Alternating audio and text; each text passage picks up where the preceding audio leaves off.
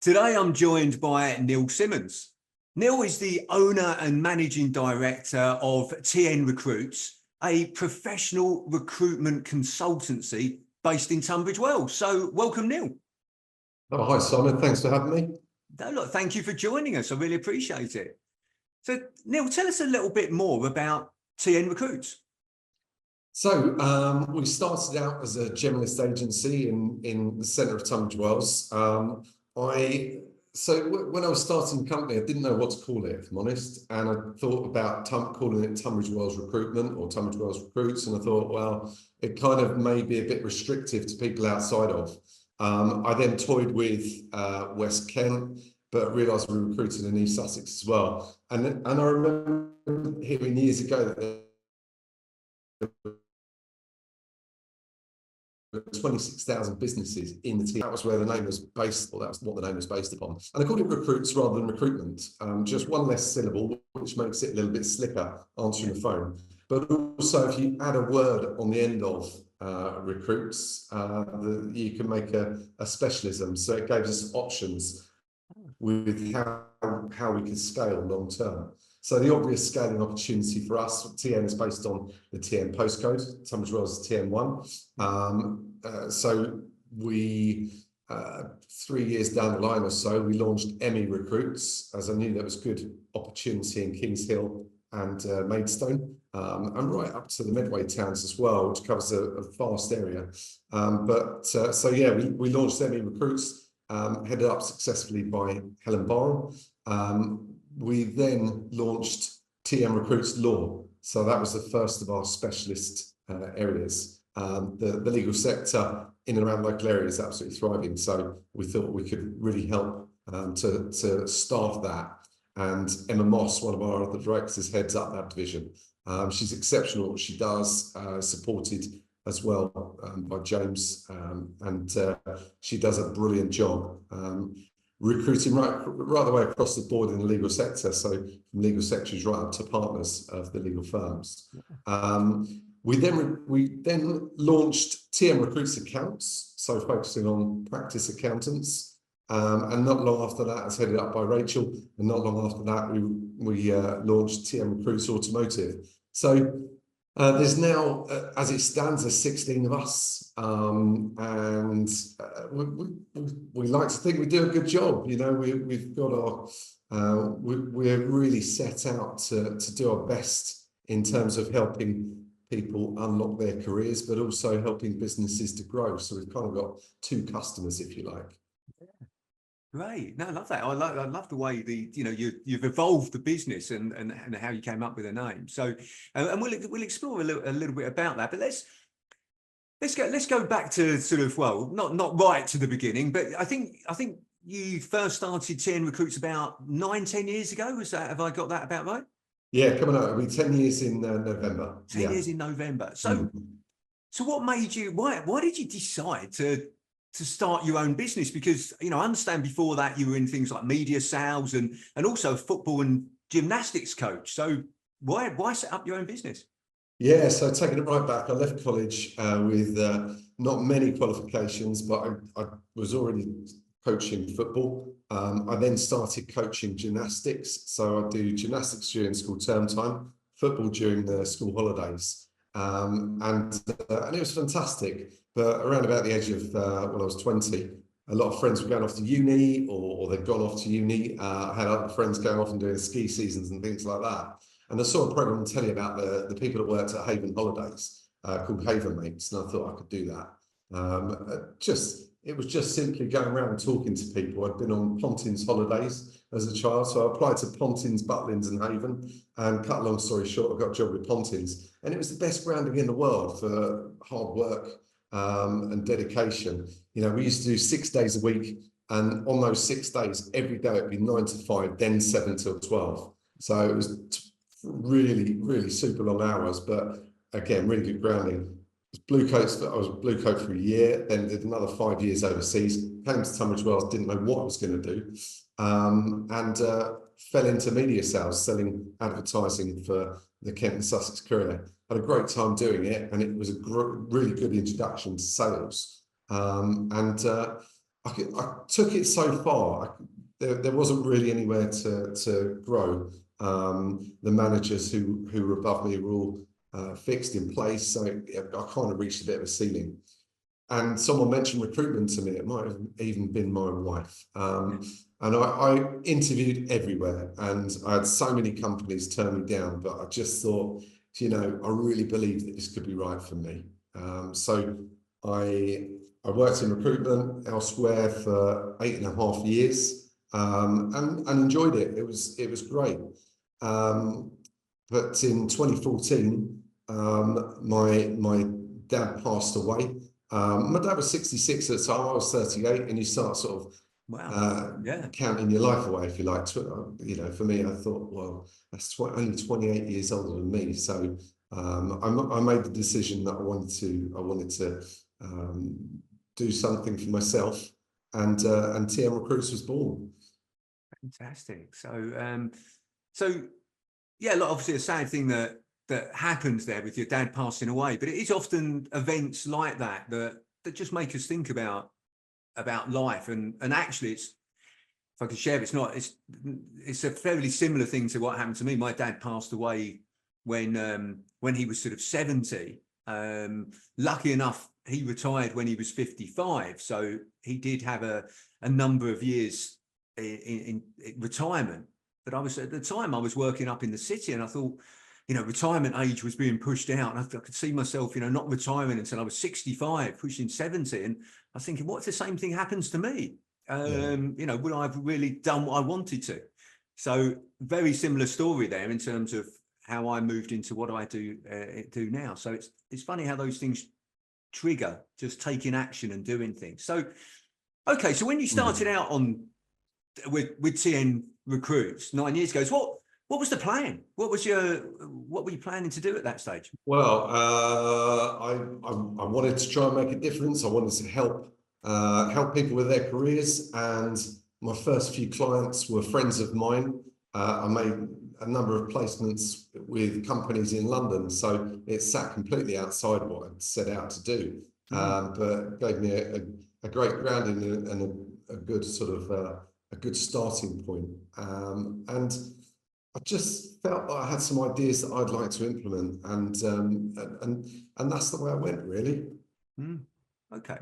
And had you planned to create the you know, to recruit? I think you said earlier you've got a team of 16 people. Had you planned that you'd have this team of people working for you, and that, you know, you'd have all these different you know, I don't know if I can call them subsidiaries, but businesses within businesses? Was that the plan at the time, or is that just evolved over those 9 years? It has kind of evolved. It's probably evolved a little bit more than I expected. You know, I remember sort of when I started out in 2 or 3 man competitors and thinking, well, if I can be as big as them, that would be fantastic. And, you know, I guess the aim was to have about 6 to 8 of us and make it a bit of a lifestyle business. But actually, it's gone beyond that. And I love every minute of it. You know, my role has evolved from being hands-on and doing all of the recruitment myself to gradually bringing people on who can help me to be able to grow. You know,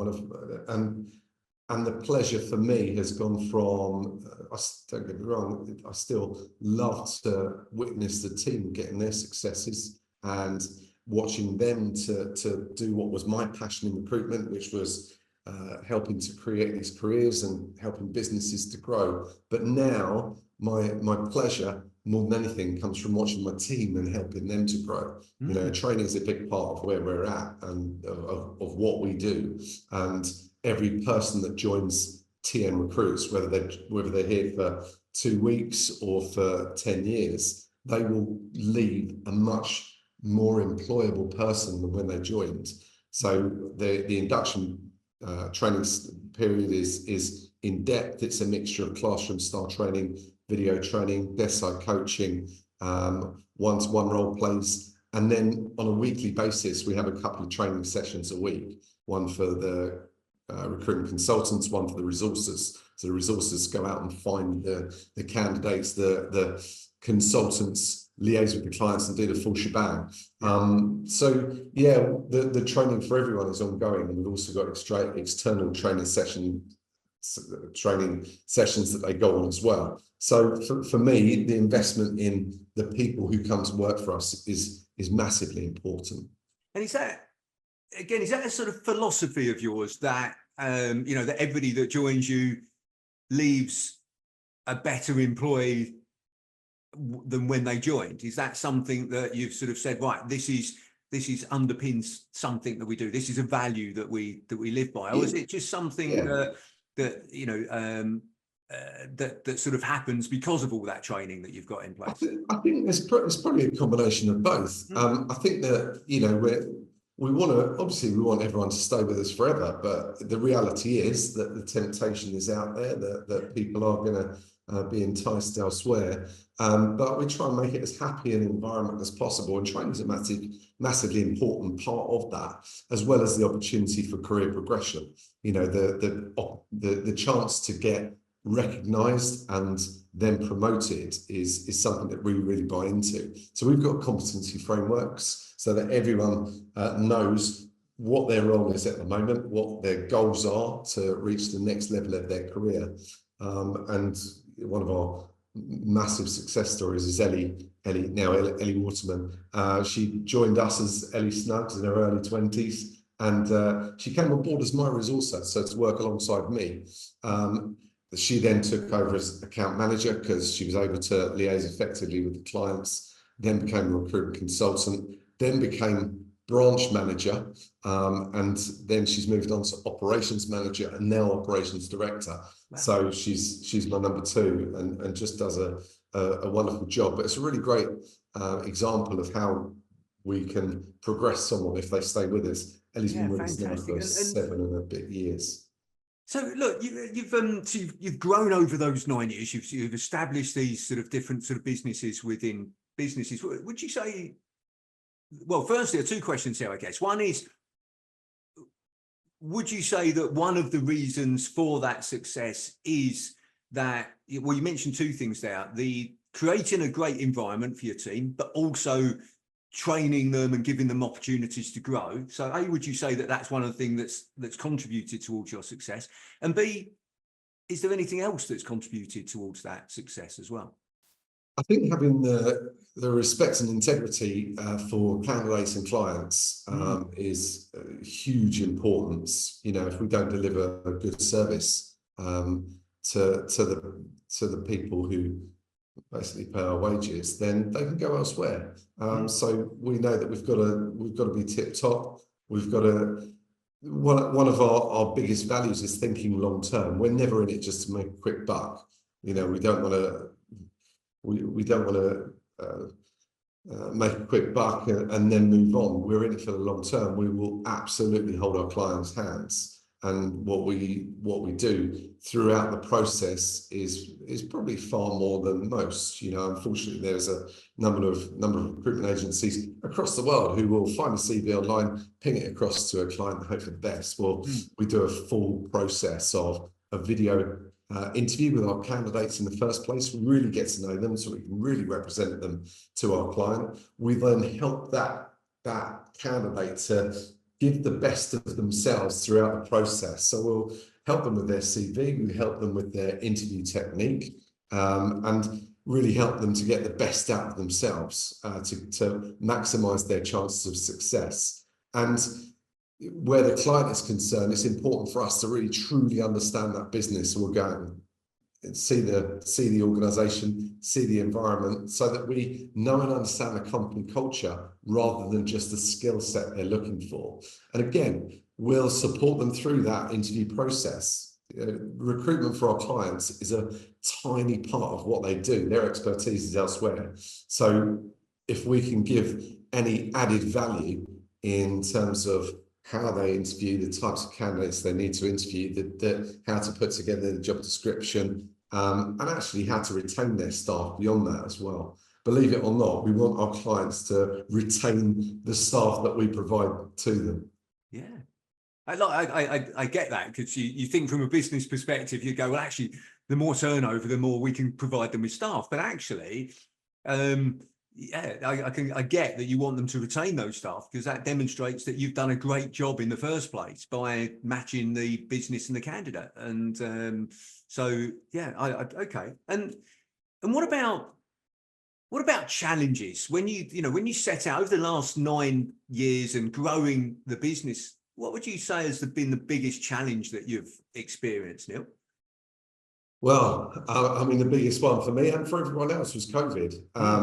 We went from having 70 vacancies live on one day in March to the next day phoning around all of our clients and ending up with 3 vacancies. Wow. So that was challenging, and we didn't have as many staff as we have at the moment, but we had to really make some decisions as to how we were going to continue. Like everyone else, this isn't me getting the violins out, because there was people in all sorts of industry sectors that were far worse off than us. But I've got to say that the fellow scheme was absolutely brilliant, and we utilised it. We utilised it properly with good integrity as well. So we didn't use it and then keep the people working. They were free to do whatever they pleased. But that was certainly a challenging time, thinking, right, if we don't recruit another person from now on, how many months do we have left? And sitting down in front of a spreadsheet and crunching the numbers every single day. And actually still keeping in touch with the team, even though they were at home, delivering bits of training to them, meeting up on Zoom calls for quizzes and things like that, a lot like everyone else, Yeah. And just trying to keep some form of camaraderie going. At one stage we went down to, I think it was 3 of us working, and we'd meet in the morning and wouldn't really have much to say by the way of good news from the day before, but we'd try our best. And we got through it. But what was interesting is, I think we probably thought it was going to last forever. However, we had a not too bad in April, because a lot of the clients who were due to take people on followed it through. May was shocking, June was shocking, July it started to come back a bit, August was better, and September I think was I think we were back up to what we did in January. So and from then on, for the next 2 years, it really was the recruitment heyday. It really turned around. Right. No, that's yeah. I mean, as you say, a challenging time for a lot of businesses, a lot of industries, and it is how you handle that. I was listening to something recently, and they that particular business said, he called everybody into a room, and I think he said they were probably all expecting that to be told they didn't have a job, and he effectively said to them, he said, look, you've got a job. I guarantee you've got a job until October. Guarantee you've got a job until October. He said, what we've got to work on is how we can keep you all beyond that. And he said, and he basically got the team all working together. And he said they had their most successful time during that time. Everybody was focused on, and they were an events company running events. Right. Yeah. They had their most successful time. But he said, look, we're all in this together. I guarantee this to you, but I can't give you any guarantees beyond that. Let's all work together to achieve it. So I think that's a great thing. And yeah, look, well done, by the way, for surviving through that, because unfortunately not every business did. So what do you see as the biggest challenge that is facing your business and industry at the moment, or in the future? Well, I mean, I guess a lot of it is the challenges that are facing all of us, and recruiting our own staff is always going to be a challenge, and we're as fussy as our clients. So recruiting the right people to work for us, and for us, it's not just about having previous recruitment experience. We recognise people's transferable skills. I think there's only probably maybe 3 people who've got previous recruitment experience who are working with us. So we're more than capable of training our own people up to become the brilliant team that we have. But yeah, so recruiting, training staff is the obvious one, and for them to be productive and for them to enjoy it as well. It's massive. So that's one challenge.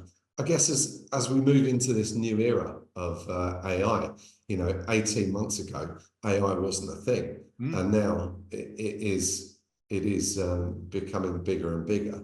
I think the Canadian president said not so long ago, things have never moved so fast, and they will never move this slow again, Yeah. which is quite a profound statement. Things are moving at a rate, and we've got to embrace AI and not be afraid of it. I think that's massively important. So we're slotting AI into our process, but what's massively important for us is that we do not use that personal touch. So AI can do some of the heavy lifting at the beginning of the process, but it's absolutely crucial that we continue to interview all of our candidates, to go out and see our clients. And the theory is that if we can use AI for all of that, all of the sort of the time sapping tasks at the start of the process, that we'll have more time to do the touchy-feely things, to go out and see our clients' environment, to interview more candidates on behalf of our clients, and really get the matches right for both parties. Yeah, I think that's a great way of looking at it, Neil, in terms of, because AI, I think, it is scary. A lot of people are worried about it, how it's going to impact their jobs, their businesses, etc. But yeah, I like the way you're looking at it there in terms of saying, okay, how can we incorporate it into our business to make us better, to make us not to take away from things, but to make us better, and to enable us to focus on the things that where we can really add value. So yeah, I think that's a great way of looking at it. And yeah, look, it's coming whether we like it or not. So we That's need to it. Well, I mean, it's very much here. And I was in a seminar last week or the week before, and it was talking all about the fact that you've now got a computer which can make a computer that then makes a computer. And you start to think, crikey, is this the beginning of the end of the human race? And it could be frightening, but will a robot ever be able to have empathy, understanding? I very much doubt it. So we've got to make sure that we're making the most of the personalities that we've got, and making sure that that's at the forefront of everything that we do. Yeah, and I'm sure, back in the day of the Industrial Revolution and when machines were coming in and this sort of thing, people were probably having the same sort of conversations about, whether machines were going to take over and how they were going to take over people's jobs, etc. So, yeah, it's just another stage in our progress and development. And, I heard something interesting that said, AI is neither good nor bad. It's just what we decide as humans to do with it. We can use it for good, or we can use it for bad. That's the humans, that's not the AI. It's interesting what you say about jobs. There is definitely concern generally out there about AI. Will it take our jobs? Well, I heard a stat the other day, not sure where it came from, but as a result of AI, we're going to lose 70,000 jobs. However, as a result of AI, we're going to gain 120,000 jobs. Wow. So, and I'm not saying they're exact or precise, accurate totals, but it certainly makes sense. The jobs that our kids are going to be doing in 15 years' time, or that generation, the next generation, are going to be doing in 15 years' time, probably aren't even a job at the moment. Who would have thought that a couple of years ago there would be such job as a prompt engineer in AI? Yeah. So where you've got the likes of ChatGPT, but that is a job that exists that wouldn't have been a job a couple of years ago, or maybe a little bit more than that. But there's more to come. I was listening. I went to an event recently where Piers Linney, the used to be a dragon on Dragon's Den, very successful entrepreneur, businessman. He was speaking about AI, and he said not so long ago, he was saying to, I think it was his child or stepchild or somebody, that he was saying, look, if you learn how to code, you'll never be out of work. And now he's actually saying, a few years later, he's saying to his child, don't go into coding because you'll be out of work. Because the AI can do it now. So it's interesting how things develop and change. But Neil, what would you say your biggest learning since being in business is? Gosh, Do you know, I'm a member of BNI, and I remember going into my first few meetings of BNI, and probably even the first year or two of going to networking meetings, or BNI is a referral organisation, and going into those meetings and being petrified of talk, not petrified, but that's probably a bit over the top, but certainly in awe of the solicitors, the accountants, the financial advisors, and I guess the recognition that we're all the same. And you know, through the last few years of working in recruitment, realizing that we're going into partnership with our clients, and it shouldn't be a subservient relationship. It shouldn't be us bowing down and saying yes sir, no sir. Of course we want to do the best we possibly can, because we need them to come back to us. But if you're just agreeable and you bow to every request, and you've got to learn to say no at certain points, and to walk away if it's not right, because there'll be other clients out there who need our expertise and will make the most of that expertise. So yeah, I guess, you know, something I'm drumming with the guys here: don't be intimidated. You know, be brave. We're an equal, and the recruitment sector is a really valuable sector within the UK economy. You know, it's a 40 billion pound industry in the UK. So it's huge and hugely important. Often my guys will say, oh, it's a nightmare to find candidates at the moment. And I'll say, good, because if it was easy, our clients would all be doing it for themselves. They'd be able to put an advert out on LinkedIn or online, or they'd be able to ask a friend, find a member of staff, and they wouldn't need us. If it's hard, that's good, because we're good at hard. You know, we're far deeper. We've got over 30 methods of finding candidates, whereas our clients might have, I don't know, 5 with word of mouth, online, bit of social media. Tell you, mate. Yeah, probably waffled a bit there, but those are my learning points. No, I picked up a couple of things there. So firstly, yeah, sort of be confident and actually, you know, realize that actually, and look, I know this from coaching, is that, you know, business owners out there all experience similar things. You know, sometimes we think, you know, the things that we're struggling with or having issues with, we speak to other business owners and they've experienced them, or if they haven't yet, they will do in the future. So yeah, be confident, be brave. I liked that as well. And learn to say no. If it's not right, learn to say no. And that final thing that you said there, it reminds me of a Jim Rohn sort of comment, the American motivational speaker, who said, "Don't wish life were easier, wish you were better." Which is nice. Which sort of links into what you said there. So Neil, look, one final question that I like to ask everyone that comes onto this with me, which is, what would be the best advice that you would give an 18-year-old you? Invent Facebook. No, in seriousness, I've got a son who's 17 and just coming up to 18, and my advice is, don't worry at this moment in time about what you do. Enjoy your life, enjoy yourself. You can do your career further down the line. You know, I was 29 when I came into recruitment, and arguably I've probably made a success of it, but I really enjoyed myself, enjoyed my jobs that I did prior to that. And I guess I didn't knuckle down. I was probably a little bit late to the party, if I'm honest, and maybe should have knuckled down a bit earlier. But yeah, it will be, don't worry about the very long term. At that moment in time, enjoy your life. Yeah. Great advice there. And as I've said on previous ones of these, one of the reasons I asked that question is because I have an 18-year-old daughter, so not similar age to your son, and I like to pass those bits of advice on. So thank you for sharing that. Well, Neil, look, thank you very much for coming on today, and I really appreciate you taking the time to speak to me about your business and your journey. So thank you. Yeah, cheers, Simon. Pleasure. Thank you.